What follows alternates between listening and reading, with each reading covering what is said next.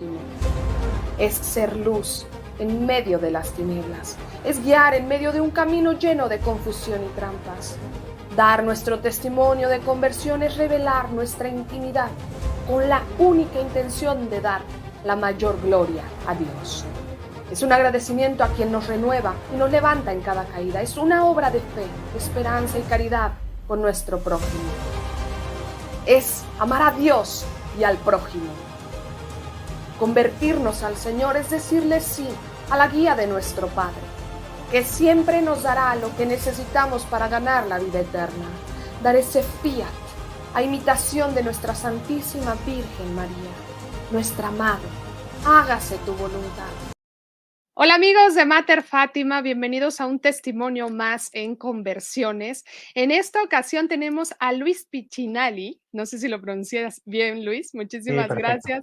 Gracias por estar, Luis, que tiene una productora maravillosa. Nos va a contar su testimonio de conversión. Y bueno, Luis se encuentra ahora en Brasil, él es de Argentina. Y además de todo el apostolado que está haciendo, pues seguramente que nos va a dar muchos tips para nosotros también hacer parte de nuestro apostolado. Luis, muchísimas gracias. Un placer, Monse, conocerte y bueno, estar acá en tu canal. La verdad que muy contento de estar acá compartiendo con vos. Gloria a Dios. Pues bueno, consagramos este video al Sagrado Corazón de Jesús y al Inmaculado Corazón de María, rezando un Ave María. ¿Te parece bien, Luis? Perfecto. Ok. In nomine Patris, et Filii, et Spiritus Sancti. Amén. Amén. Ave María, gratia plena, Dominus tecum, benedicta tu in mulieribus et benedictus fructus ventris tui, Iesus. Santa María, Mater Dei, ora pro nobis peccatoribus, nunc et in hora mortis nostre. Amén. In nomine Patris, et Filii, et Spiritus Sancti. Amén. Pues bueno, Luis, todos queremos saber, perdona, ¿cómo se llama la productora que tienes? Se llama Dominus Studio. Dominus Studio. Ajá, justo cuando te estaba presentando se me fue el nombre, perdóname. Dominus Studios y, digamos, tenemos una única producción por ahora, que es la última misión Malawi, que, bueno, se estrenó en abril y hace poco se estrenó también acá en Brasil. Y ahora estamos trabajando para la versión en inglés, digamos, todo en inglés. Así Buenísimo. que, bueno, a los que no la vieron pueden encontrarlo gratis en YouTube, o si no directamente en dominusstudios.com y ahí pueden Excelente, pues vamos fijarse a ver qué les parece. a dejar todos los enlaces de tu canal y de toda la productora que están teniendo un alcance maravilloso y unos documentales que dan mucha gloria a Dios. Entonces vamos a dejar en la cajita de descripción, solamente cliqué en donde dice más información y ahí van a estar todos los enlaces. Y todos queremos saber pues cómo llegaste a este punto de tu vida en el cual le estás sirviendo a Dios mediante uno de el séptimo arte, ¿no? Que es el cine y toda esta maravilla que estás incursionando. Cuéntanos, Luis, ¿cómo fue tu infancia? ¿Tú naciste en cuna católica? Cuéntanos cómo fue. Bueno, digamos, mi familia es de origen católico, digamos, o sea, por el lado materno, digamos, de tradición católica siempre, y del lado, o sea, el lado materno, mi madre católica y mi padre también católico, pero bueno, viene de antes, digamos, que mi bisabuelo era masón, del lado paterno era masón, y de alguna forma mi abuelo fue el que cortó con esa línea, digamos, y empezó, y digamos, se convirtió y hizo también que se convierta a mi bisabuelo, o sea, murió con los sacramentos. Entonces, de alguna manera, digamos, ahí empezó como el cambio de dirección de mi familia, ¿no? Bueno, yo quedé, digamos, sin padre a los 3 años. Mi mamá quedó viuda, bueno, tenía 4 hijos en ese entonces y bueno, tenía 24 años. O sea, la verdad es que se encontró una situación así muy, muy difícil, pero bueno, siempre ella fue muy, muy de, digamos, abandonarse en la voluntad de Dios, ¿no? Entonces eso hizo que pueda llevar adelante todo, digamos, que ella ni siquiera trabajaba, en ese momento se dedicaba a nosotros, a los hijos. Y bueno, la verdad es que no nos ha faltado nada, si bien no hemos tenido una vida, digamos, de lujos, pero no nos ha faltado nada y tampoco nos ha faltado, digamos, la formación católica, porque bueno, fuimos a un colegio católico, todos mis hermanos, eh, pero bueno, digamos, yo tenía mucho tiempo libre porque mi mamá trabajaba, entonces a la tarde ya bastante chico ya tenía tiempos para hacer travesuras, digamos, ¿no? Entonces ahí, bueno, uno a veces empieza a encontrar caminos que no son los mejores, ¿no? Digamos.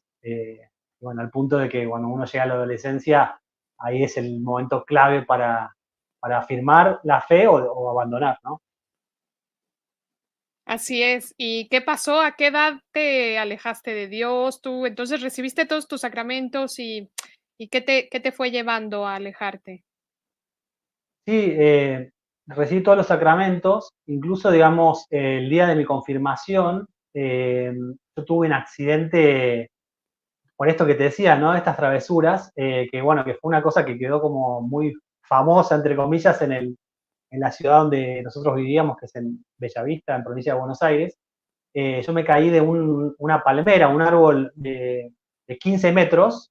Bueno, claro, tenía una palmera en el jardín de mi casa de 15 metros, nunca había subido hasta arriba. Y bueno, estaba un día a la tarde y dije, bueno, algún día lo voy a tener que hacer esto, porque está ahí la palmera.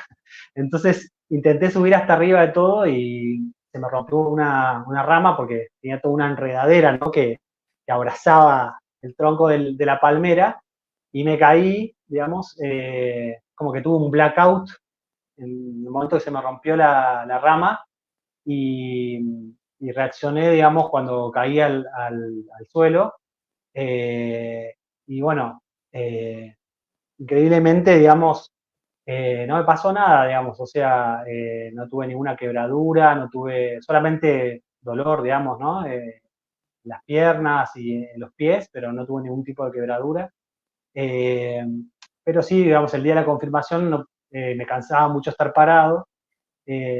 Incluso, digamos, esto no sabe mucha gente, pero cuando estaba en el hospital, el médico me dijo que probablemente había tenido una especie de infarto o algo así en el aire porque había caído como muy blando, ¿no? Digamos, o sea, como que me desmayé en el aire o algo así. Entonces caí flojo y no tuve resistencia, entonces por eso probablemente no me quebré. Incluso, digamos, viste que a veces uno no sabe si las cosas se las inventó cuando era chico o si pasaron de verdad o si son sueños o qué. Yo tuve como una visión como si yo estuviese viendo a alguien cayendo, ¿no? Como una cosa como si fuera que después lo analicé y digo, bueno, no sé si esto se me vino a la cabeza por un invento o una cosa así infantil, pero recordé eso en ese momento, ¿no? Como que tuve un flashazo así, que vi a alguien cayendo de un árbol, ¿no? Como si fuera que mi alma se salió de mi cuerpo y me vio y después volví, no sé. La verdad que no, nunca voy a saber si esto fue así o no, pero bueno, esto también es algo divertido para contar. Y bueno, tomé la confirmación y estuve así como un poco dolorido, pero la tomé. Pues fue un milagro, ¿no? Que Dios no permitió Milagro, que te milagro. pasara nada para que llegaras justamente a la Nada, nada. confirmación. Incluso se hablaba en Bellavista, se hablaba el chico que se cayó de la palmera. No quiero preguntar qué hacías arriba de una palmera. No, no llegué arriba, no llegué arriba. O sea, porque, digamos, en la subida es como que llega un momento que llega a lo que sería la cabeza de la palmera, entonces ya tengo un ángulo más negativo, digamos, como para subir, y ahí, chao. Bueno, Chao. Y bueno, y te confirmaste, ¿y qué pasó? ¿Esto a qué edad fue? Y después, supongo que tu bueno, esto fue a adolescencia. los 12 años, Ah, digamos, 12 bueno, años. entonces ya pintabas a un adolescente rebelde. Sí, sí, sí, sí. Sí, ¿Cómo ya de fue? muy chico ya era siempre, o sea, muy inquieto, ¿no? Siempre muy curioso. Me metía en los sótanos de la casa de mis abuelos, digamos, buscando como. Me gustaba Indiana Jones, todas esas películas así, de aventuras, ¿no? Y bueno, sigo siendo un poco así, o sea, esa esencia nunca la perdí. La encaminé para otro lado, ¿no? Más adelante. Sí, muy Eh, bien. Así que bueno, ¿no? Entrando en la adolescencia ya, digamos, todo lo que era la misa, todo eso, digamos, normalmente me escapaba, ¿no? O sea, digamos, la costumbre que teníamos en la familia era que los domingos íbamos a lo de mis abuelos paternos, que si bien mi padre murió cuando yo era muy chico, siempre ellos estuvieron muy presentes, ¿no? Como que eran de alguna forma esa referencia de familia, de matrimonio, ¿no? Eh, y bueno, íbamos todos los domingos y bueno, a la tarde íbamos a misa, ¿no? Pero cuando empecé a crecer más, digamos, cuando todos iban a misa, yo salía para otro lado, cambiaba el rumbo y bueno, ahí me iba a hacer, digamos, travesuras, ¿no? Entonces como que ahí ya o me quedaba fuera de la iglesia charlando con los chicos que iban a la iglesia, típico, ¿no? Digamos, típico de adolescente. Pero bueno, es una manera que uno empieza como a apagar ese fuego, digamos, esa fe que ya había recibido, ¿no? De chico. Sí. Y después, ¿qué pasó? Supongo que hubo algún detonante en el que ya de pronto te alejaste por completo o seguiste como de esa manera intermitente. ¿Cómo fue? Bueno, digamos, la ruptura completa fue cuando terminé el colegio, ¿no? De hecho, digamos, yo iba a un colegio católico muy tradicional en Bellavista que se llama Colegio Don Jaime, que bueno, ya no existe más, pero en su momento era como una referencia del catolicismo, el nacionalismo católico, ¿no? De Argentina. Digamos, profesores como Caponeto, personalidades muy grandes, ¿no? Jorge Ferro, Sebastián Rale, muchas personas que eran intelectuales católicos, eran profesores de ese colegio. La cuestión es que yo repetí en cuarto año secundaria, repetí medio intencionalmente, ¿no? Como para rebelarme contra el sistema y terminé en un colegio totalmente diferente, ¿no? O sea, el nombre ya del colegio se llamaba Colegio Mi Jardín, un colegio con el nombre de un jardín, ¿no? Una cosa rara, ¿no? Y ahí había una variedad de repetidores, chicos que los habían echado de un colegio, del otro, entonces como que ahí se armaban especies de pandillas, digamos. Uno cuenta esto y parece una película, pero la verdad que era así, había pandillas en esa época. Estoy hablando del año 90, ¿no? 97, por ahí. Sí. Eh, y bueno, a la noche cada uno tenía su grupo y había enfrentamientos y y éramos los malos que nos quedamos afuera de las fiestas del club, digamos, para buscar pelea, o bueno, empecé como a tener una vida así muy punk, ¿no? Porque era una época también que yo creo que la música influye mucho, ¿no? Creo que una de Sí. las cosas que más influye en las personas, no solo en la juventud, ¿no? En las personas es la música. De hecho, una vez escuché que, no sé quién era que había dicho, que había una teoría, ¿no? Como que, creo que sacado de la Biblia, que Lucifer era el director de la orquesta celestial, antes de revelarse, ¿no? Entonces, cuando él se reveló, pasó, o sea, como que ese rol que él tenía, lo invirtió, o sea, lo invirtió para el mal, ¿no? O sea, que de Mm, hecho la música es utilizada para apartar a las personas de Dios, ¿no? O sea, la música hoy en día, el reggaetón, el trap, acá en Brasil está muy de moda el funky, que es como una especie de trap muy que te quema la cabeza, ¿no? Y los mensajes son pornográficos directamente. Y sí. bueno, lo mismo pasa en toda la música, ¿no? El rock, la droga, sexo, droga, rock and roll, todo eso, ¿no? O sea Sí. que tiene mucho sentido esta teoría que escuché. eh, y bueno, de hecho, digamos, yo también en ese momento escuchaba heavy metal, escuchaba punk, me gustaban los Ramones, me gustaban los Sex Pistols, me gustaba Metallica, AC/DC. O sea, hacer así era una normalidad, digamos, ¿no? Era como una cosa de la rebeldía, ¿no? Eh, y bueno, ahí es como que empezó toda esta cosa. Pero bueno, en esa época, en los 90, 97, 98, 99, digamos, eh, la droga, por ejemplo, en estos lugares no era tan común, digamos. Sí había alguien que fumaba porro, pero era una cosa medio rara. Al sumo era alcohol, cigarrillos y listo. Pero bueno, después ahí fue cuando empecé la universidad, que ahí es como que fue el posgrado del alejamiento de Dios, de alguna manera, ¿no? Y va, bueno, continúa, Vos continúa. parame, ¿eh? Llegaste, No estamos seguramente todos así como picados de y luego, cierto lo que dices, mediante la música, muchas personas lamentablemente caen profundamente en depresiones, en suicidio, y está comprobadísimo que espiritualmente causa un daño. Entonces, tiene sentido lo que nos acabas de mencionar, yo no lo había escuchado, y es muy buen dato para darnos referencia de por qué hace tanto daño escuchar música que ofende a Dios. Sí, Incluso, digamos, la música dentro de la iglesia, ¿no? O sea, porque, correcto. digamos, los instrumentos que están pensados para la liturgia tienen que ver con el aire, ¿no? Como lo sobrenatural. Si uno pone un tambor en una misa, eso te lleva a la tierra, no te eleva al espíritu, te lleva a la tierra, no te baja. Entonces, por eso no es recomendable, ¿no? La misa o la guitarra, ¿no? Que es como un instrumento vulgar, que uno va a una fiesta, una guitarreada, lo que sea, digamos, y toca la guitarra, ¿no? El ritmo ya por sí, el ritmo no es recomendable para la liturgia. O sea que también esa subversión llegó a la iglesia, ¿no? De un modo. Es cierto, y vemos justamente tantos abusos litúrgicos por desconocimiento, muchas veces porque hay grupos que incluso se meten a la iglesia con toda la mejor intención, pero no Exacto. tienen ni idea de qué se debe de hacer en la liturgia y qué cosas no están permitidas, porque como bien lo dices, esas cosas no, esos instrumentos no están permitidos, pero bueno, los han ido introduciendo a falta Sí. de conocimiento de muchos, ¿no? Entonces, tristemente sí, es cierto, sensualiza algo que debe de ser sagrado y es, es triste y ese es Claro. un tema que podríamos platicar ampliamente justo del tema de la música, pero bueno, regresando al tema, entonces regresas, continúas, perdón, a la universidad y de allí es donde viene una ruptura mucho más fuerte. Cuéntanos. Bueno, volviendo un poquito antes también, yo, digamos, desde muy chico trabajé.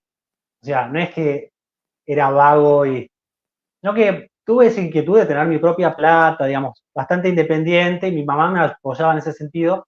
Y bueno, ahí vuelvo con el tema de la música. Yo digamos, empecé a trabajar como DJ, ¿no?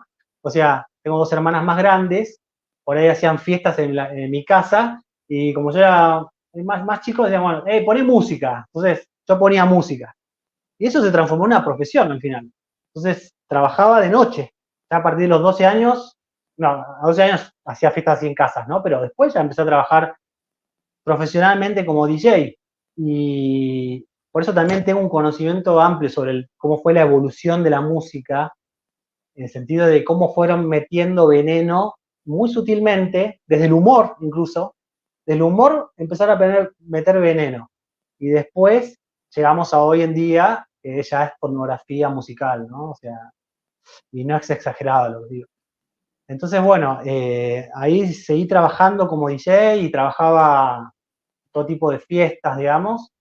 Después me contrató una empresa y trabajaba por una empresa, pero de ahí se hacía más bien casamientos, que también, digamos, tiene un componente extraño, ¿no? Porque por ahí uno iba a una misa muy solemne, muy linda, y después en la fiesta estaban bailando pornografía, para ser sincero, ¿no? O sea, católicos muy fervientes, que están muy ahí en la misa, y después, horas después, están bailando letras que no tienen nada que ver con los cristianos, digamos, ¿no? Sí. Y eso me llamaba la atención sin pertenecer a la iglesia en ese momento, digamos, era un católico no creyente, digamos. Y bueno, ahí empecé a buscar como una carrera, a qué me iba a dedicar, ¿no? Porque no sabía bien. Buscando, siempre me gustó el arte, pero no sé, la pintura, como que no encontraba. Y me di cuenta que el único arte que abarcaba a todos era el séptimo arte, justamente. Que abarcaba el teatro, eh, la música, digamos, la pintura, eh, bueno, todas las artes se cruzan, ¿no? En el cine. Entonces ahí empecé a estudiar cine. eh, y bueno, los ambientes artísticos universitarios, digamos, son muy heavy, ¿no? Porque ahora mucho peor, ¿no? Yo me recibí en el 2007, creo. Eh, Ahora mucho peor. Pero en ese momento yo ya me recibía un adoctrinamiento, sobre todo de izquierdas, ¿no? Foucault, o sea, porque el estudio del cine no es solamente lo técnico, ¿no? De cómo usar una cámara, cómo editar una película, sino hay todo un bagaje intelectual por detrás, ¿no? De semiótica, semiología, filosofía, psicología, digamos, uno estudia eso, porque la idea del cine es justamente influir en, en las personas, digamos, a través del arte, ¿no? Y bueno, el tema es que lo que te enseñan en las carreras de cine, no creo que haya ninguna carrera de cine que no te enseñe, digamos, todo este bagaje izquierdista, ¿no? Y bueno, uno empieza a entender eso y le empieza a gustar ese conocimiento y para aplicarlo al cine, ¿no? Entonces, bueno, ahí ya mi alejamiento de la iglesia fue total, ¿no? No pisé una iglesia, digamos, nunca más ahí. Y bueno, después, bueno, me recibí eh, y en la primera salida laboral, digamos, más rápida en cuanto al audiovisual que encontré fue la televisión. Y ahí, digamos, conseguí un trabajo en uno de estos programas que se le llaman reality shows callejeros, ¿no? Digamos, no tipo Gran Hermano, sino más bien como en Argentina estaba Policías en Acción, Calles Salvajes, cámaras en la calle, ¿no? Y filmando lo que sucede en la calle. Y bueno, ahí tiene una vida de adrenalina total, porque incluso en algunos de los trabajos yo tenía mi propio chaleco antibalas. Salía, encima usaba bigotes, chaleco antibalas, que decía policía atrás, eh, y al final era productor, ¿no? Tenía un camarógrafo, y por ejemplo iba a una estación de servicio a tomar un café y me lo regalaban al café, porque pensaban que era policía. Pero bueno, era una vida así muy acelerada, ¿no? Porque, por ejemplo, hasta las 12 de la noche me podían avisar si tenía que trabajar a la madrugada, no, porque eran siempre a la madrugada los trabajos. Entonces, por ejemplo, yo estaba comiendo en un restaurante con alguien y me sonaba el teléfono y me tenía que ir tipo, al lugar más peligroso de la provincia de Buenos Aires. A las 4 de la mañana tenías que estar en, no sé, 1 kilómetro de Fuerte Apache, que es como una de las villas más peligrosas del conurbano bonaerense.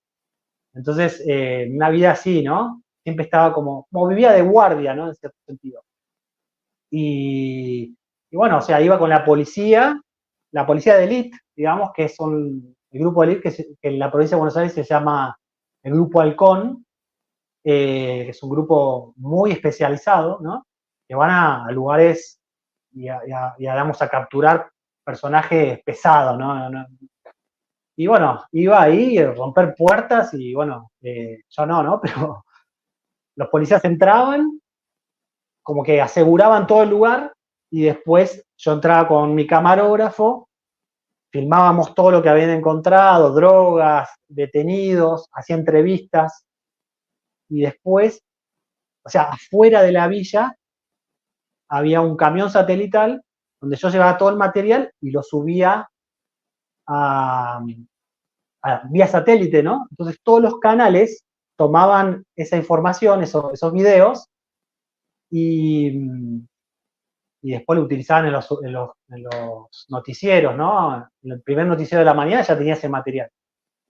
Lo loco de esto es que esa productora a la que yo trabajaba era contratada por un candidato a presidente de Argentina.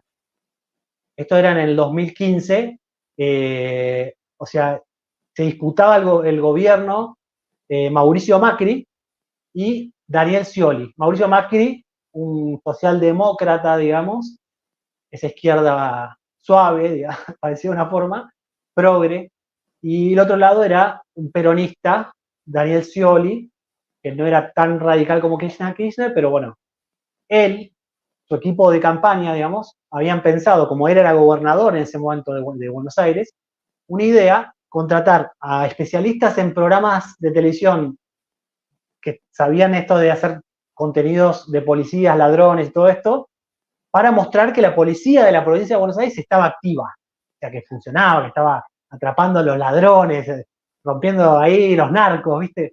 Entonces nos contrataban a nosotros para que mostremos eso, y nosotros sabíamos cómo contar una historia, digamos, ¿no? Lógicamente. Y era una campaña encubierta. Entonces, todo ese material que tenías, dron, que en ese momento no era tan común, un dron hoy en día, un chico de 12 años tiene un dron. Pero en ese momento los drones era algo muy específico, o sea, no todo el mundo. Entonces yo cuando mandaba vía satélite, mandaba dron arriba de la villa, así, impresionante, todos los asentamientos, digamos, la policía llegando con el camión bueno, todo gratis. Pero mandaba a la televisión gratis, sin ninguna marca, sin nada, digamos.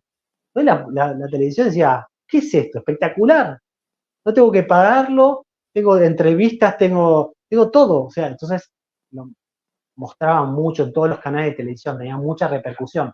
Pero nadie sabía quién había producido eso. O sea, cuál era el fin último, digamos.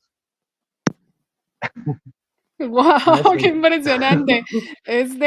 Y oye, a todo esto, mientras estuviste en todo esto, entre el trabajo que pasaste mucho tiempo de la noche y seguramente tuviste muchísimas experiencias, ¿qué pasa? Que también en ese tipo de trabajos de noche, entre el vacío, entre darte cuenta ese sinsentido de vida, luego No llegar a llegaba a este. esos momentos, no llegaba, porque yo tapaba ese vacío. Siempre estaba reunido con gente, siempre fui una persona bastante sociable, digamos, de tener siempre amigos, también de cambiar rápidamente de grupo de amigos, ¿no? O sea, entonces, lo loco es que en ese momento, digamos, tenía como dos proyectos. Uno era esto, digamos, de la policía, y después tenía otro proyecto que yo hacía una cosa que se llama cool hunting, ¿no? Es como, nada que ver, o sea, todo lo contrario a lo que hacía de la noche. Es como sacar fotos de moda callejera, digamos, ¿no? O sea, yo veía looks de personas así que tenían un look particular interesante, entonces les sacaba fotos, tenía un blog donde publicaba esas fotos de personajes raros que se vestían. Y ahí me llamaban de boliches para sacar fotos, no sé, una cosa. Pero en ese momento también ya vivía una vida de total, digamos, acelere, drogas, eh, o sea, marihuana era lo más común para mí, o sea, todos los días me fumaba un porro, digamos, y después a la noche, nada, cualquier cosa, ¿no? Digamos, o sea, una vida muy, muy desordenada, no solo digamos, en ese tema, digamos, sino también sexualmente, también, digamos, totalmente promiscuo, digamos, no, no me importaba, digamos, estar con una mujer, otro día con otra y así, digamos, no me parecía mal, digamos, o sea, algo que le sucede a muchos hombres, ¿no? Digamos que, ¿qué tiene de malo, digamos? Yo no estoy haciendo mal a nadie, digamos, yo no maté a nadie, digamos, ¿no? Es como esa es la excusa, ¿no? Sí. Eh, pero ya venía, digamos, de viajes por Latinoamérica, ¿no? Que también tuve esa etapa así tipo hippie de Che Guevara, digamos, de ir a Bolivia y, y bueno, estar ahí en Bolivia, viste, buscando como esa conexión con los pueblos originarios y todas esas cosas, viste, que bueno, sigue estando de moda, ¿no? Como el indigenismo mezclado con drogas, o sea, eh, incluso, digamos, terminé solo en Perú en un momento, en Cusco, eh, había bajado como 20 kilos, no tenía para comer, digamos, comía un pan con huevo, digamos, todos los días, la única comida que tenía, eh, porque bueno, había hecho un viaje así experimental de ir a filmar documentales por Latinoamérica, y después ese grupo se desmembró todo, y bueno, quedé ahí solo, pero no me importaba nada, o sea, eh, no le tenía miedo a la muerte, digamos. Eso es lo loco, ¿no? Cómo el demonio te va nublando el entendimiento, ¿no? La inteligencia, ¿no? Y cómo te humilla. O sea, vos no te das cuenta que te estás humillando. El demonio lo que quiere hacer es humillarte todo el tiempo. O sea, Sí. quiere que seas lo peor. Yo era lo peor y la verdad es que no me daba cuenta. Pensaba que era el capo, ¿no? O sea, una persona que tenía clarísimo todo, pero en realidad. Y bueno, ahí volví de ese viaje totalmente destruido y empecé con todo esto de vuelta con la policía y todo eso. Y no, Y como que no me caíste, hizo cambiar. entre todo eso que nos dices, caíste en estas ideologías que te introduce justamente la izquierda, ¿no? Del indigenismo y tal. Entre ello, caíste en algún momento en la búsqueda espiritual, que haya sido alguna secta o algo por el estilo, no sé, tipo Nueva Era. Mira, eh, vos me vas preguntando y yo me voy acordando, ¿viste? Porque la verdad que varias cosas, pero en un momento me acuerdo, estaba en Catamarca, es una provincia de Buenos Aires del Norte, una provincia que no hay nada, digamos, ¿no? Es tipo pura. Iba por una ruta así, caminando, ruta de tierra, y haciendo dedo, ¿no? Para que me levanten. Y me levanta un hippie, pero un hippie musulmán, una cosa rarísima. Y el tipo me empieza a evangelizar. Me dice, no, yo te quiero invitar, porque nosotros tenemos una mezquita acá, se está formando una comunidad muy interesante. Y ahí yo no tenía nada que me impida. O sea, entonces digo, bueno, dale, vamos. Y fui a la mezquita en medio de Catamarca, una cosa rarísima, y había ahí toda una comunidad que estaba conviviendo ahí, que estaba el imán y tenían, y bueno, participé de esos ritos, o sea, recé con ellos ahí, todo o sea, era una casa dividida en dos, una parte donde estaban las mujeres y una parte donde estaban los hombres, no se podían meter las mujeres si no estábamos nosotros. La mujer totalmente apartada, digamos, como vayan para allá, ¿no? Las cosas importantes están acá, ustedes vayan para allá. Una cosa así, ¿no? Muy machista, ¿no? Machista de verdad, ¿no? Como el machismo que ahora te dicen. Y bueno, con esas alfombras así, todo el suelo del ambiente ese, el imán hablando no sé qué, yo no entendía nada, pero estaba ahí. Me acuerdo que en un momento nos llevaron a una habitación que había como una especie de, tipo, un ataúd, como un ataúd, que ahí había algo sagrado. No sé qué, pero había algo sagrado. Todos pasaban por ahí, hacían una cosa así y se iban, ¿no? Bueno, por eso digo, esa es una, digamos, las cosas. Pero mi búsqueda espiritual, en realidad, era una búsqueda sobrenatural, de experiencia sobrenatural, más que búsqueda de Dios, digamos, ¿no? Yo quería experimentar cosas sobrenaturales. Y en ese viaje que estuve en Perú, me encontré con un holandés, estaba ahí en Cusco. Cusco es una ciudad muy loca, digamos, porque ahí van a parar todos los drogadictos del mundo, que ves tipos, es como el Ámsterdam de Latinoamérica, ¿no? De Hispanoamérica. Tipos que vararon ahí, se quedan ahí. Muchos yanquis, digamos, ¿no? Tipos que están ahí, no saben qué hacer, bueno, se van a Cusco. Y ahí está, es como la capital de la cocaína pura, ¿no? Digamos, como que. De hecho, digamos, yo me hice amigo de un narcotraficante ahí y vivía en la casa de un narcotraficante. Esto es verdad. Pero no era Pablo Escobar, digamos. Era un narcotraficante copado, buena onda, hacía fiestas electrónicas, digamos, otra onda, o sea, no es como lo que uno se imagina, ¿no? Están con armas, no, tipo, muy buena onda, re bueno, fue bueno conmigo, digamos. Era narcotraficante, ¿viste? Mandaba gente con cosas adentro del cuerpo a Inglaterra. ¿No? Eh, y la cuestión es que ahí conocí a un holandés, que esto no lo conoce nadie, y me invitó a una fiesta, sí, no me acuerdo cómo le decían, una experiencia creo que le decían, una experiencia que era, digamos, en esa zona de Perú hay un cactus que se llama San Pedro. En el norte de Argentina también hay un cactus particular que lo que hacen es servirlo durante muchas horas. Tampoco le voy a dar la fórmula a todo el mundo porque lo hierven así, pero mucho tiempo, se genera una especie de brebaje, que eso se toma y es alucinógeno, ¿no? Tienes una experiencia alucinógena fuerte. Es como la ayahuasca, parecido a la ayahuasca, ¿no? Digamos. Entonces me invitaron ahí, pero no había un chamán, sino que en el lugar del chamán había un DJ. O sea, el que dirigía ese viaje era el DJ, con la música, lo que se llama música psychotrance, ¿no? Entonces el DJ iba como llevando el flujo, ¿no? Del viaje y te iba llevando a ese lugar de clímax, supuestamente, espiritual, no sé, como de alucinógeno, ¿no? Y bueno, ahí, nada, como que una persona muy cercana a mía tuvo una experiencia así de alucinógena, pero impresionante, tuvo como visiones del futuro, cosas así raras. Yo tuve alguna cosa como, no sé, por ejemplo, todo de noche, ¿no? Obviamente, y veía búhos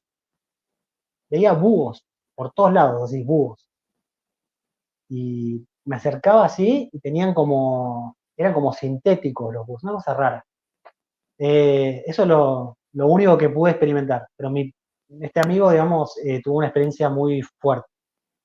La cuestión es que como que yo no podía pasar una barrera ahí. Y ahora vas a ver por qué te estoy contando esto. Como que tenía una traba, algo, una pared que yo no podía superar. Me refiero a que yo no podía entrar en ese nivel de experiencia mística, digamos. Como decir, de alguna Eh, manera te ponías en el borde del precipicio y no caías. O sea, sí, digamos, es como que me tiraba directamente. O sea, me te tiraba tirabas y y no caías. choc. Y como que tenía una barrera ahí que no podía caerme, digamos. O sea, eh, de hecho, digamos, o sea, el que organizaba este evento era una cosa muy orientada para los turistas, ¿no? Para los europeos, yanquis, ¿no? Que, quieren vivir una experiencia de la Pachamama, no sé qué. Bueno, vengan acá, pongan los dólares y acá van a vivir eso. Era eso. Yo no tenía plata, pero bueno, tenía contactos, ¿no? Sí, sí, sí. Eh, Y que ahora y como católico le dirías a todos los católicos: "No hagan eso ni de broma", ¿verdad? no, por supuesto, o sea, el riesgo que uno se pone ahí, digamos, o sea, tenés el riesgo de quedarte loco para toda tu vida. O sea, te puede rayar la cabeza eso. O incluso poseso. De hecho, conozco a alguien. Bueno, sí, eso también, eso también, eso también. Lo que pasa es que para lo que yo no tengo entendido, ¿no? Para una posesión, obviamente que siempre es algo que Dios lo termina de alguna forma queriendo positivamente, digamos. No el pecado, ¿no? Sino ese mal que uno se hace a sí mismo, porque Dios lo permite, pero más que lo permite, lo acepta positivamente para sacar un bien mayor, ¿no? O sea, sin que Dios, si Dios no lo quiere, no, por más que vos hagas un pacto con el demonio, no terminás poseso. Entonces, no hay un rito de iniciación, digamos. Entonces, por ahí en una cosa así, más ceremonia pachamámica, por ahí sí ya hay una invocación más demoníaca, ¿no? De la Pachamama y vos tenés que hacer algo para llegar. Esto era algo más artificial, ¿no? Como más marketinero, si querés. Pero bueno, digamos, venía el tipo este y me decía, tomá un poco más, porque digo, no pasa nada. Veo esos búhos nada más. Eh, y tomaba. Y, mira, vos sos de los duros, me decía, vos sos de los duros, ¿eh? Ni idea, ni idea. Pero igual esto siempre lo tuve, pero empecé a darme cuenta con este evento, ¿no? Sí. Una cosa que me frenaba, algo que me estaba frenando, que no me dejaba cruzar esa pared, ¿viste? Y están todos volando y yo estaba un poco loco, digamos, pero no. La cuestión es que, bueno, se hace de día, todo, increíble el lugar. Lo que pasa es que, digamos, el demonio es astuto, ¿no? Y te da cosas que son lindas, o sea, el trasfondo es otro, es terrorífico, pero de golpe te despertabas y estabas en una especie de, ¿viste estas terrazas que hacían los aztecas? los incas en este caso, ¿no? Porque esas terrazas así todas donde hacían las plantaciones, ¿no? Porque tenían todas montañas, entonces, de golpe estabas Sí, en un lugar que tenías unas montañas así con terrazas, todo impresionante el lugar, o sea, estás ahí que no puedes creer. Pero bueno, no pude superar eso, esa, esa barrera.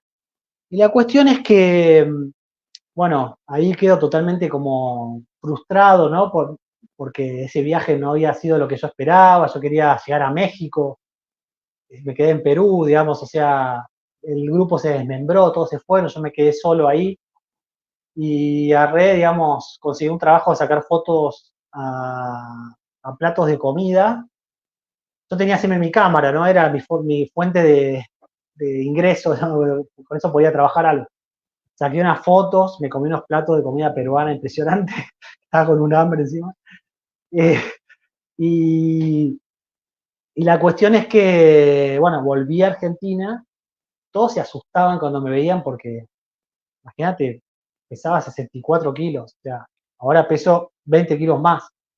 Imagínate lo que era puro dientes, o sea, con bigotes y dientes. Y, y bueno, ahí empecé con todo esto que te conté antes, ¿no? De policía, fotos, noche, como que no terminaba de darme cuenta, digamos, de lo que había, lo que estaba haciendo, digamos, ¿no? Y resulta, digamos, que bueno, ahí me pongo de novio con una chica, eh, y yo le digo, bueno, venite a vivir a casa, ¿para qué vas a pagar el alquiler? Venite a vivir a casa. Yo vivía en un lugar muy lindo, una casa muy linda, en una zona muy cool de Buenos Aires. Venite a casa, digamos, que ya está. Ella como que era como la que me acompañaba en todas esas locuras, ¿no? Y la cuestión fue que en un momento ella viene y me dice, estoy embarazada. Y ahí, chao, o sea, ahí, porque digamos, si bien yo tenía una idea liberal, una idea izquierdista, todo, era muy claro que la vida comienza en la concepción, o sea, fue una cuestión humana, o sea, nunca se me planteó por la cabeza la idea del aborto. O sea, y a ella tampoco, digamos. Bien, ella, digamos, siendo mujer, estaba más mezclada con pensamientos así de abortistas, digamos. Encima había vivido en Europa mucho tiempo, que allá es lo más natural del mundo, digamos, el aborto. Y bueno, la cuestión es que, no, o sea, ni siquiera se me cruzó por la cabeza la idea de abortar, y gracias a Dios a ella tampoco. Y bueno, ahí empecé como a hacer una especie de planteo, ¿no? Un planteo, es decir, ¿qué quiero para mi hijo? ¿Qué quiero para mi hijo? Porque, digamos, no solo yo tenía una vida totalmente desordenada en el sentido de sexualmente, laboralmente, que estigmatizaba la pobreza, ¿no? De alguna forma, pues, me aprovechaba de la pobreza para lucrar, de algún modo, robaba, digamos, no robaba por necesidad, robaba porque me divertía. O sea, entraba a un supermercado y me llevaba un salmón, nadie me decía nada. O sea, era como una especie de ego que tenía en ese momento que decía, bueno, yo puedo hacer todo lo que quiera, nada me lo impide. Eh, y bueno, entonces yo dije, bueno, en el momento que mi hijo me pregunte, ¿está bien robar? ¿Qué le voy a decir?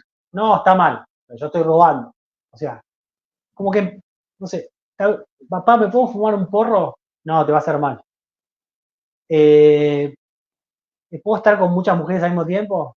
No, no es bueno para vos. O sea, como que empecé a hacer como un autosinceramiento y dije, cuando me suceda esto, ¿qué voy a hacer? No puedo mentirle a mi hijo. O sea, es lo peor, mentirle a tu propio hijo, digamos. O sea, entonces ahí, de algún modo, empecé a pensar, digamos, en esos valores que me habían inculcado mi madre, mis abuelos, y que eran los valores cristianos, ¿no? O sea, eh, yo nunca ataqué a la iglesia, así como, simplemente me alejé. Incluso a veces yo escuchaba personas que hablaban de la iglesia sin saber y yo decía, no, no tengo ni idea, estás hablando de cosas que no sabes. Yo sabía, digamos, había tenido una espiritualidad muy infantil, ¿no? Muy fantasiosa, como que Dios es un hada madrina que te da un deseo y si no te da deseo, chau, andate, digamos, un poco así, que también sucede, ¿no? En esta persona. Y bueno, entonces ahí de un modo me empecé a acercar a los valores morales cristianos y increíblemente, digamos, esta novia, eh, nada, hoy en día es mi mujer. Y ella había también, digamos, si bien la familia de ella, digamos, el padre alemán, o sea, de origen alemán, luteranos eran sus abuelos, y la madre, una católica que no va a misa, digamos, pero la mandaron a un colegio católico de chica. Y lo loco es que al colegio que la mandaron es un colegio que fue donado por un familiar mío del lado materno. Y mi abuelo, que era historiador, escribió un libro sobre una beata, digamos, que fue la fundadora de este convento, o sea, que era un colegio, un convento que después también derivó en un colegio, que tenían, digamos, niños, un asilo, ¿no? Digamos. Mi abuelo paterno escribió un libro sobre la madre Camila Rolón, que es esta monja que fundó todo eso, que es beata. Ella fue a ese colegio, una cosa increíble. Y bueno, entonces como que los dos empezamos como a decir, che, está, bueno, vamos por este lado, digamos. Como empezamos a tranquilizar, digamos. Antes de ya de que ella me diga que estaba embarazada, yo como que venía como en una etapa de limpiarme, ¿no? O sea, como había dejado las drogas, no tomaba alcohol, había dejado el cigarrillo, solo tomaba un gin tonic, digamos, o sea, a la noche, no me emborrachaba, como que, no sé por qué, ¿no? Pero naturalmente me salió a hacer eso. Entonces, como cuando llegamos al momento, digamos, del embarazo, digamos, estábamos bastante sanos los dos, no estábamos tan locos. Y la cuestión es que no sé cómo fue, pero un día, eh, fue así. Eh, Ahí es como que empecé a perder todo, ¿no? Porque empecé como con problemas en el trabajo, eh, no me alcanzaba la plata para pagar el alquiler que me estaba viviendo.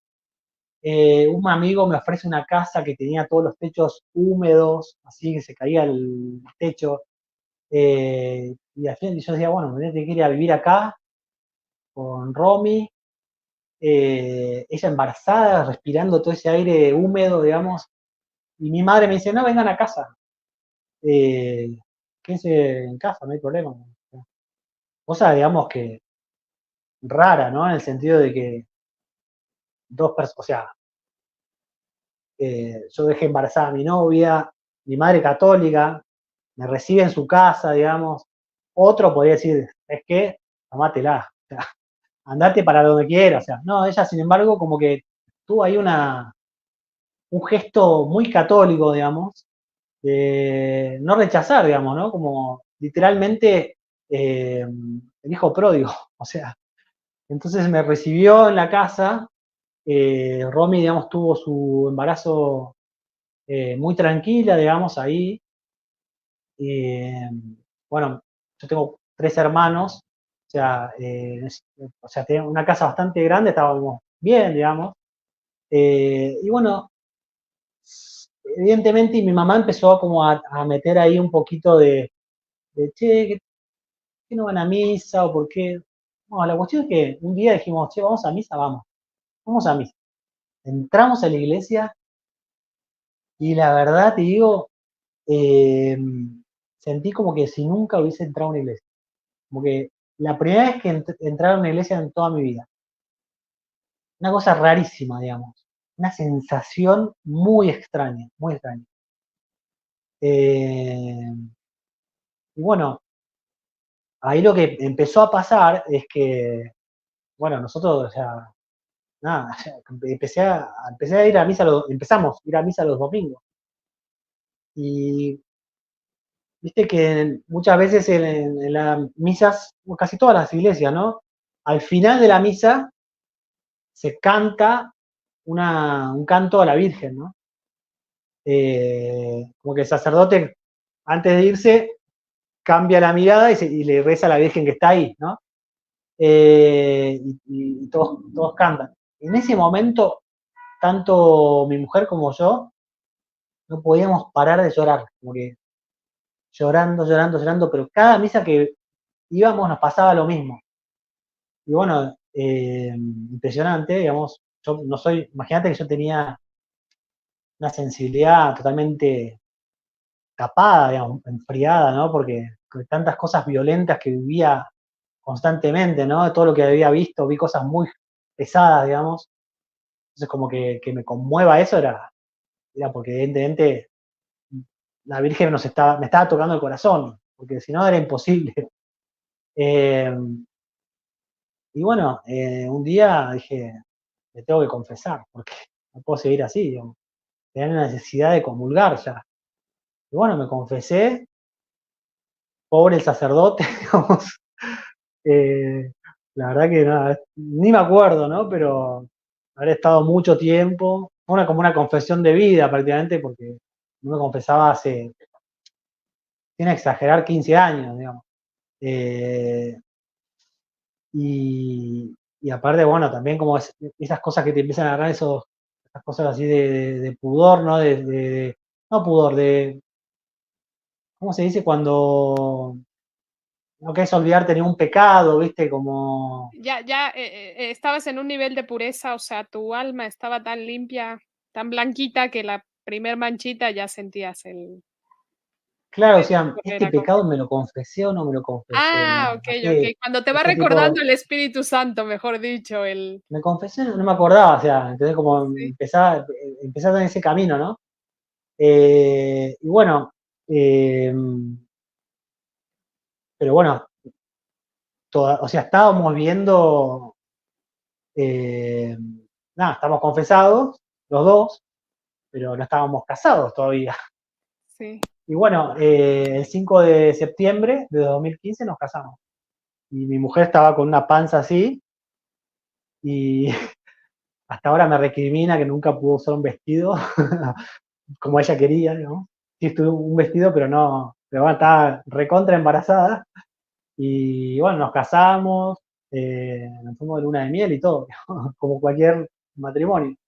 Y después, 17 días después, nació nuestro primer hijo. Eh, Así que, bueno, eso fue un poco todo el camino. Pero bueno, volviendo a esta barrera que yo te contaba, esa barrera, ¿sabes qué era la barrera esa? Después me Ya, di ya cuenta. sospecho, yo ya sospecho, pero cuéntanos. Yo también sospecho porque no tengo ni una prueba, ¿no? Va, tengo pruebas, pero no que. Sí, eh, Eran las oraciones de mi madre. sí. Mi madre todos los días se iba a misa a las 6 de la mañana a la iglesia del convento, este que te había mencionado, que era el colegio de mi mujer, Sí. pero sin saber que mi mujer había ido a ese colegio, ni la conocía, obviamente. Cuando yo estaba en esos viajes, ella todos los días iba a misa y ofrecía la misa por mi conversión. Y en el momento que nosotros llegamos a la casa, ella me había puesto, no sé si conoces el escapulario verde. Sí, sí, sí. Bueno, eso es muy recomendable, es muy efectivo, es muy poderoso. El escapulario, los que no lo conocen, investiguen el escapulario verde, que son para causas así de difíciles y encima es muy sencillo, porque una oración corta, pero todos los días tenés que rezar. Y Sí, bueno, me puse ese escapulario verde y ahí estaba. Pero bueno, la barrera era esa, eran las oraciones de una madre, ¿no? Que en la Biblia, de hecho, digamos, es como que las madres le ganan a Jesús por cansancio, ¿no? Las mujeres en general, pero sobre todo las madres, el pedido de una madre por la salvación de un hijo tiene mucho poder. Así que bueno, sucedió eso, evidentemente Dios me estaba frenando ahí cuando yo me estaba por tirar, digamos, ¿no? De ese precipicio. sí. Yo Espiritualmente nunca ella te estaba me tenía que hacer, sosteniendo. sí, increíblemente. y encima, digamos, no me volví adicto a ninguna droga. O sea, no es que tenía esa cosa de adicción, viste, que sos tipo junkie. Nunca fui un junkie, Sí. digamos, eh, porque no podía pasar esa barrera. Qué maravilloso, qué gran testimonio y justamente da aliento a tantas madres de familia que nos ven en este canal, que muchas llegan a comentarnos y pidiendo justamente a veces en los comentarios que los leemos, ¿eh? Y les pedimos por todas las que en los comentarios encomiendan a sus hijos, pues miren, este es un gran testimonio que seguramente les va a dar un poco de más empujón, de fuerza para seguir orando por sus hijos. Y bueno, que vayan a esta advocación de la Virgen, que es esta de la conversión, se llama, ¿verdad? La del escapulario verde. No Ah, de recuerdo la cómo se llama, conversión. Ah, sí, pero sí, es sí, creo que justamente el sí. escapulario verde es para las conversiones. Justamente tenemos Sí, otro testimonio, de conversión también, donde usó el escapulario verde y se salvó de algo muy fuerte. Entonces, sí, de este Fabián Navarro, lo pueden ver en mi canal. Pero oye, Luis, qué maravilloso. Y entonces, ahora fue tu conversión, obviamente se volvieron a Dios y eso, poner a Dios en el centro, les ha dado una familia. Ahora tienes 4 hijos, ¿verdad? tengo 4 hijos, sí. Tengo un Ajá, hijo que cumplió ahora 8, que es el más grande, este que te contaba. ajá. eh, Se llama Nino.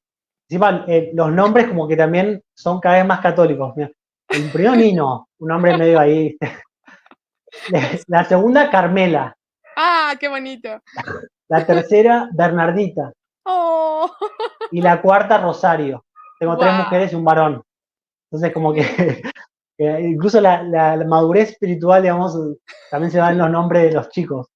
sí, Eh, pero una cosa que quería aclarar también es que uno dice, bueno, te convertiste, pero es muy fácil perder, digamos, perderse. O sea, no es que uno se convierte, ya está, digamos.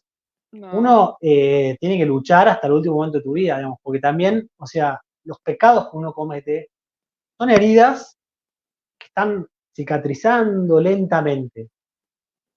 En cualquier momento, digamos, uno se cruza con una tentación y yo creo que es más débil que una persona que no haya vivido todo esto. O sea, no es algo bueno vivir todo lo que yo viví, no se lo recomiendo a nadie, digamos, porque puede sonar muy divertido, qué loco lo que vivía este pibe, pero en realidad, digamos, ojalá una persona, un joven, un chico, digamos, que no pase por todo esto y que, digamos, también aproveche de mi experiencia para no vivir todo esto porque los pecados te dejan esa marca, te dejan esa herida, te va sanando de a poco, pero digamos, uno todos los días tiene que ponerse firme para no caer en esas tentaciones. Incluso un sacerdote me decía, cuando me confesaba, me decía, mira Luis, vos imaginate que te falta una pierna. Si vos salís a caminar, te caminas muy despacio, despacito, paso por paso, porque tenés una muleta. Si empezás a correr, te vas a caer. O sea, no corras, no tenés que correr, tenés que ir muy tranquilo. Eh, bueno, también en la Biblia, ¿no? Eh, Hay varios casos así, digamos, que,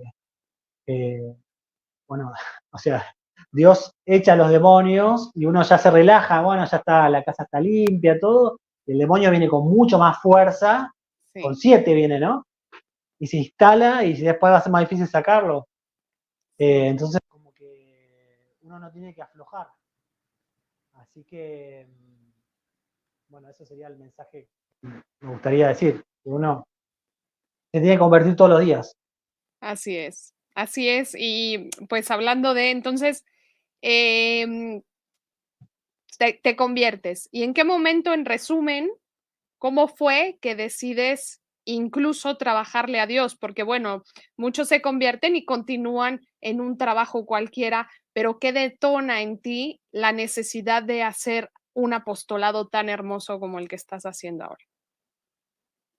Bueno, lo que me pasó es que, digamos, cuando volví a la iglesia, nada, empecé como a querer cambiar no solo mi espiritualidad, digamos, sino también cada aspecto de mi vida, ¿no?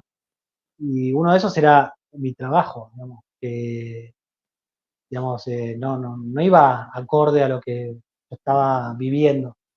que yo quería para mi vida. Entonces, ahí fue que empecé a pedirle a Dios de que me dé la posibilidad de trabajar para Él. Eh, digamos, eso, le pedí muchas veces, digamos, firmemente, dame un trabajo quiero hacer algo para vos y poner mis talentos que vos me diste para tu servicio. Y bueno, ahí fue que en el año 2018, en Argentina, digamos, el presidente era Mauricio Macri, eh, supuestamente pro vida, ¿no? Él se declaraba pro vida, eh, lanza el debate del aborto en Argentina, una cosa totalmente impensable en Argentina, nadie ni siquiera se le ocurría por la cabeza pensar en el aborto, pero bueno, él lo trae al tema. Y bueno, ahí me junté con un grupo, con dos personas más, digamos, colegas, que también estaban con ganas de hacer algo para Dios. Y dijimos, bueno, evidentemente es esto. Y nos pusimos a hacer todo lo que fue la campaña pro vida, digamos, audiovisual, ¿no? Fundando una productora que se llama Faro Films, que bueno, yo me dedicaba más bien a todo lo que era los videos de denuncia, ¿no? De como mostrando todo lo que hay detrás del aborto, el negocio del Planned Parenthood, IPPF, ¿no? George Soros, todo lo que está detrás de el financiamiento, sobre todo, ¿no? Que tienen las feministas. Y bueno, la verdad es que fue bueno, digamos, tuvo una buena repercusión y creo que sumamos un granito de arena para que no se apruebe la ley en ese momento. Ahora, hoy en día está aprobado el aborto, pero bueno, yo creo que por el trabajo que hicimos nosotros y el trabajo que hizo mucha gente también a favor de la vida, muchas vidas se salvaron, seguramente. Eh, Así que bueno, estuve unos 5 años casi, digamos, trabajando con ese tema y después ya como que sentía la necesidad de ir directamente al hueso, como se dice en Argentina, ¿no? Porque el tema pro vida es como que abarca más allá de los católicos, es un tema humano el aborto, ¿no? La vida, la defensa de la vida. Hasta un musulmán, digamos, puede ser pro vida. Pero bueno, yo ya quería hacer cosas directamente católicas, ¿no? Y ahí fue cuando empezó a surgir esta idea de Dominus Studios y este proyecto de mostrar, digamos, la misión del padre Hayton, un sacerdote increíble, la verdad. Poder convivir con él fue impresionante. Incluso, digamos, en el documental, medio spoiler, ¿no? Para que no lo vieron, pero eh, todo nace en el movimiento pro vida, porque digamos, yo voy a Estados Unidos a la Marcha por la Vida de Washington en el 2020, que fue la primera marcha que fue un presidente de Estados Unidos, Trump, y bueno, ahí lo conozco al padre Hayton en ese viaje. Perdí un vuelo, me quedé en Atlanta, fui a una casa, se celebró una misa tradicional, ¿quién era? El padre Hayton, estaba ahí lo conocí. Y después terminé yendo al sureste africano a grabar una de sus misiones. Así que bueno, todo Dios como va armando esa red impresionante, digamos, uno nunca se lo imagina, y cómo también va juntando a sus soldados, ¿no? De algún modo. Eh, de hecho, yo ahora estoy trabajando en un documental sobre el tema de la comunión en la mano, desde acá de esta productora que estoy trabajando ahora en Brasil, que se llama el Centro Don Bosco, no tiene nada que ver con los salesianos. Eh, pero bueno, el tema de la comunión en la mano, digamos, es un tema muy importante, muy necesario hablar de este tema, porque hay muchas personas o sea, no creo que haya personas que tengan maldad, digamos, con el hecho de comulgar la mano, pero hay mucha ignorancia con este tema. Incluso, sobre todo, digamos, en la ignorancia propagada por los mismos pastores que tenemos, lamentablemente. Y bueno, estoy trabajando en ese tema y también otra conexión, esto que te decía de lo que Dios va juntando a sus soldados. Eh, Investigando, digamos, encontré un video tuyo con Luis Román que estaban hablando de este tema, ¿no? Entonces, como que después, encima, vos después me contactaste para hacer esta charla, todo, y ahí me doy cuenta que todo forma parte de una misma estructura que Dios va armando, que es no, nosotros no la podemos ver, pero que existe.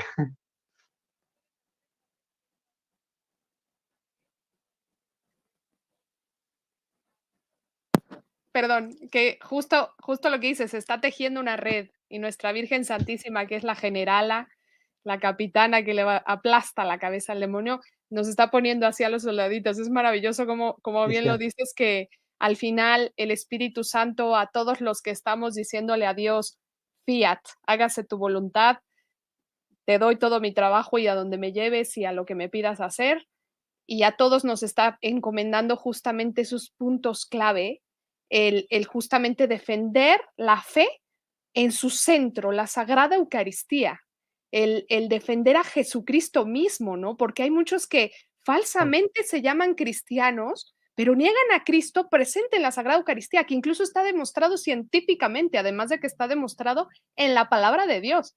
Entonces, tenemos una Miles de milagros batalla. eucarísticos por todo el Sí, mundo. por favor, entonces el que se atreva a decir que Cristo no está presente en la Sagrada Eucaristía, llámese anatema. Eso lo dice Concilio de Trento, que justamente antes de que se hiciera este cisma, entonces pobres tantos que están en sectas y creen estar con Cristo, y es una batalla en la que estamos muchísimos de los que estamos dándole la voluntad a Dios, nos está llevando por ese camino y es maravilloso porque veo tantos canales y tantas personas que de a poquito haciendo su luchita, aunque no sean redes sociales, yo veo a muchas mujeres que se me llegan a acercar en alguna Santa Misa, que me llegan a reconocer y me dicen, yo ya estaba promoviendo y buscando la manera de defender la Sagrada Eucaristía y qué maravilloso, Luis, qué gran sorpresa. Así que ya haremos otro video, ¿verdad? Estén pendientes porque vamos a hacer por ahí otra entrevista. Y yo creo que tienes varios temas que nos podrías ir platicando, ¿no? Hasta de los proyectos que Sí, han la verdad hecho. que sí, Sí, sí, sí. la verdad que sí. Incluso, digamos, o sea, yo creo no, digamos, la iglesia cree que la liturgia no puede tener contradicciones, ¿no? No puede haber una contradicción dentro de la liturgia que va más allá de la misa, ¿no? Si uno cuando entra a una iglesia se arrodilla, ¿cómo no se va a arrodillar cuando está por comulgar? Es un sinsentido, digamos. Cuando va a recibir al mismo Dios en la Eucaristía, uno se tiene que arrodillar, se tendría que tirar al piso, digamos. Pasa que no sería lo más apropiado, ¿no? Pero por eso, digamos, hay una incoherencia ahí. Incluso hoy estaba investigando, también sigo investigando, digamos, el documental si Dios quiere, se va a estrenar el 15 de noviembre en Brasil, en principio.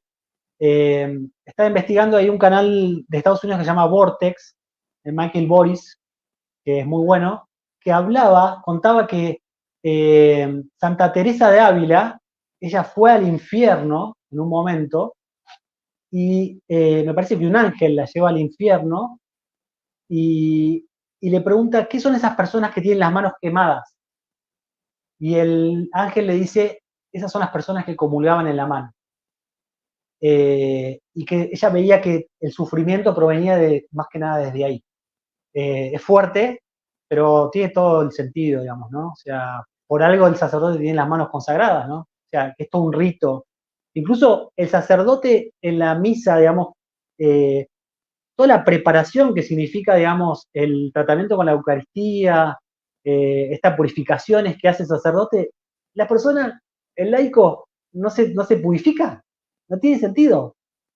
Yo no he visto un laico que se purifique las manos para comulgar, o después de comulgar la mano. Así que bueno, es un tema profundo, digamos. Sí, así que bueno, ya nos darás una entrevista sobre el tema también y lo que gustes de colaboración también de mi parte, adelante. Y bueno, Dale, estaría bueno, estaría bueno. eh, Luis, para concluir con ese maravilloso testimonio, algo que le puedas decir a los que nos están viendo, un mensaje de aliento o un mensaje también para tu yo de antes, porque seguramente o nos ha pasado a veces que alguien que está por ahí perdido de pronto le llamó la atención, ¿cómo que un cineasta se convirtió en católico? ¿Qué les dirías? Bueno, primero, digamos, esto que poco que hablábamos antes, ¿no? Que, o sea, nada es imposible para Dios. O sea, y si una persona pide por el bien espiritual de otra, Dios lo va a conceder eso, digamos. Siempre entra la voluntad de la otra persona, ¿no? Porque somos libres, Dios nos hizo libres, y siempre, digamos, Dios está ahí buscando, golpeando la puerta para que nosotros le abramos el corazón, ¿no? Pero depende de nosotros. Pero es muy importante las oraciones, los ofrecimientos, eh, y ahí, digamos, eso es fundamental, ¿no? Yo creo para la conversión. En mi caso, digamos, tuve la gracia de tener una madre que hizo todo esto para mi conversión, pero bueno, ahí está, digamos, funciona, evidentemente. Y después, digamos, nada, diría que no hay que perder la esperanza, y si una persona no, si vos no tenés una parroquia donde puedas comulgar en la boca, buscá otra, o incluso hablar con el sacerdote. Los laicos tenemos el derecho, y primero está el derecho de Dios, de ser tratado con dignidad, ¿no? Entonces, si, o sea, en el libro que estaba leyendo lo de Christoph Winchit, de Monseñor Schneider, ahí uno muestra, digamos, se ve cómo la familia de él caminaban no sé cuántas horas bajo la nieve para llegar a la misa, y nosotros que hoy en día, digamos, casi todos tenemos posibilidades, ¿no? De estar en un taxi, en un Uber, en un autobús, lo que sea, digamos, para llegar a una misa más dignamente celebrada, digamos, hay que hacerlo, ¿no? Así que, bueno, porque no todos tienen la posibilidad tampoco de tener una misa tradicional, que eso, digamos, es otro tema también profundo que se podría hablar. Gracias a Dios que te dio esa gracia por las oraciones de tu mamá, como Santa Mónica, que oró y oró y oró. Sin Y, merecerlo, ¿no? Porque la verdad que no me merecía eso, pero pero es bueno, lo que hace una decía, madre. le dijo San Ambrosio a Santa Mónica en su momento por San Agustín, ¿no? Que tantas lágrimas, pues Dios no las iba a desperdiciar, que eso le iba a servir para su hijo. Y pues ahora está dando obras grandes en ti y está sirviendo como instrumento. Luis, muchísimas gracias por Gracias a vos, compartirnos Monse. estas hermosuras de vida y de testimonio fiel de que Dios trabaja en cada uno de los corazones y que nuestra Virgen Santísima, como buena madre, también nos cobija y nos lleva.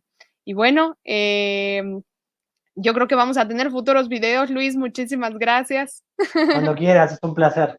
Muy bien, y bueno, muchísimas gracias a todos los que llegaron hasta el final de este video.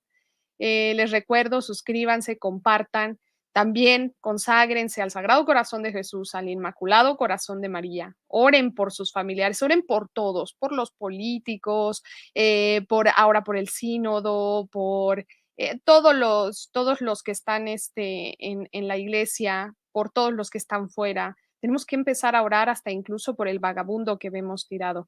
¿Por qué? Porque muchas personas no oran por los demás. Entonces tenemos que ser esa lucecita en medio de las tinieblas haciendo algo por los demás, por amor a nuestro prójimo.